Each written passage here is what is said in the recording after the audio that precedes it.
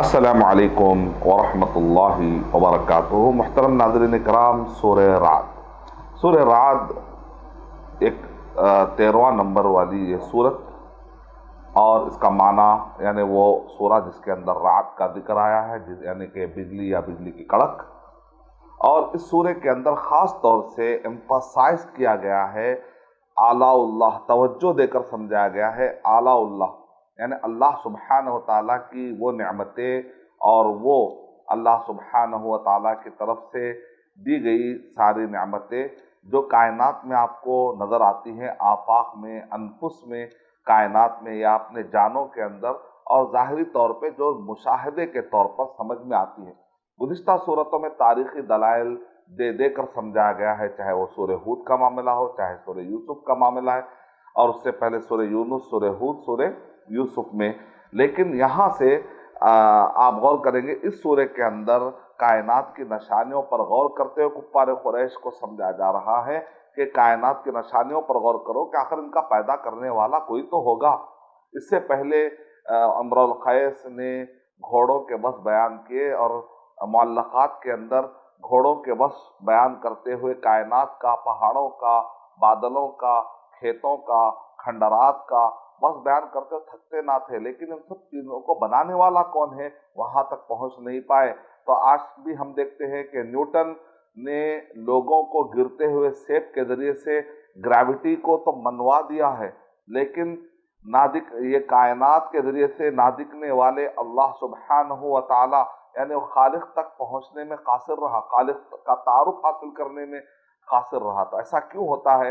ایسا اس وقت پر ہوتا ہے جب علم نبوت سے آدمی غافل ہو کر اپنے عقل والے علم کو ہی بڑا سمجھنے لگتا ہے، یعنی کہ مخلوقات کے ذریعے سے خالق کا تعارف حاصل کرنا یہ تکمیل علم کا نتیجہ تھا۔ تو سورہ رعد میں ایسے ہی مظاہر کائنات کو رکھ رکھ کر سمجھایا گیا ہے کہ بغیر عمد ترونہ، دیکھو آسمان اس کا کوئی ستون نہیں ہے، اس کا مطلب کوئی اس کا بنانے والا جو بڑا قہار ہے اور بہت زبردست ہے، وہ رب العالمین ہے۔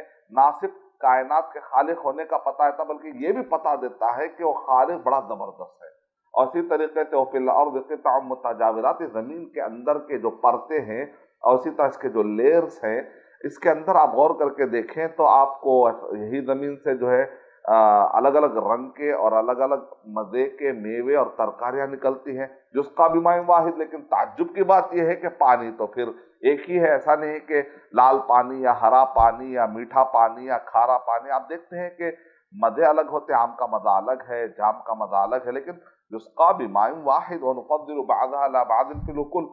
اور اللہ تعالیٰ کہہ رہے ہیں کہ ایک کے اندر جو مزہ آتا ہے آپ کو دوسرے میں وہ مزہ نہیں آتا ہے۔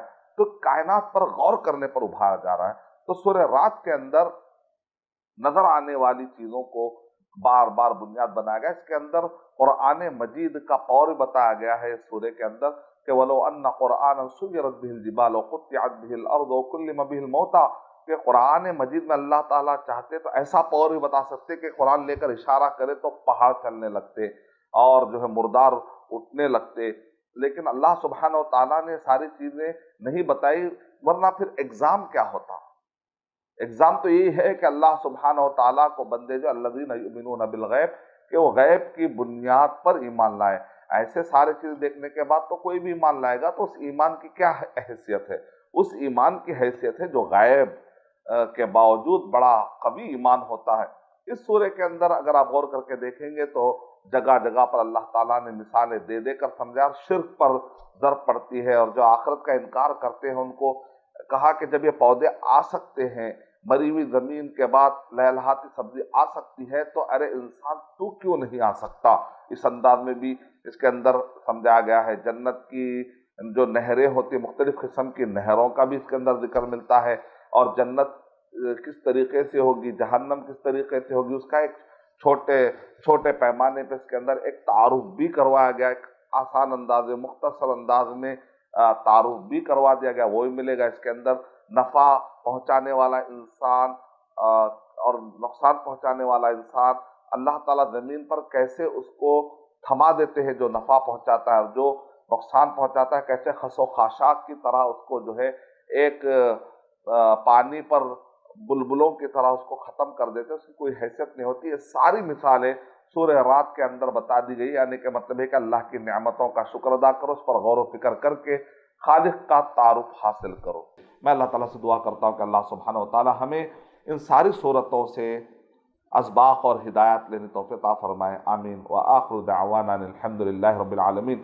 السلام علیکم ورحمۃ اللہ وبرکاتہ۔ اور مزید ویڈیوز کو دیکھنے کے لیے آپ ہمارے YouTube چینل کو سبسکرائب کریں۔ فجزاکم اللہ خیرا۔ الدعوة نور وضاء تجلو ظلمات الحيران، منهج خير الناس جميعا لا يبلى عبر الأزمان. الدعوة نور وضاء تجلو ظلمات الحيران، منهج خير